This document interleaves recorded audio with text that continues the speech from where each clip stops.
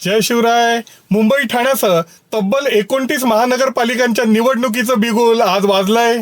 या निवडणुकीसाठी अर्ज दाखल करायला 23 डिसेंबर पासून सुरुवात होईल. तर अर्ज दाखल करण्याची अंतिम तारीख 30 डिसेंबर असेल. अर्जाची छाननी 31 डिसेंबरला होईल आणि 2 जानेवारी पर्यंत तुम्हाला अर्ज मागे घेता येतील. मतदान 15 जानेवारीला तर मतमोजणी 16 जानेवारी 2026 ला होईल.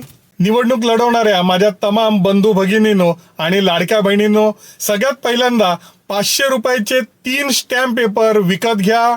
नजीकच्या पोलीस स्टेशनला पत्र द्या आणि तुमच्यावरती दाखल गुन्हे आणि प्रलंबित खटल्यांची माहिती घ्या. त्याचप्रमाणे बँकेमध्ये जाऊन तुमची जेवढी बचत खाती, करंट अकाउंट, लोन अकाउंट सगळ्याचं स्टेटमेंट घेऊन या.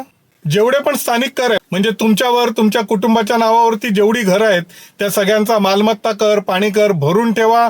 तुमच्या नावावरती शासनाची जेवढी काही देयकं आहेत ती सगळीच्या सगळी क्लिअर करून ठेवा. तुमचं पॅन कार्ड, आधार कार्ड आणि पासपोर्ट साईज 4-5 फोटो जमा करून ठेवा.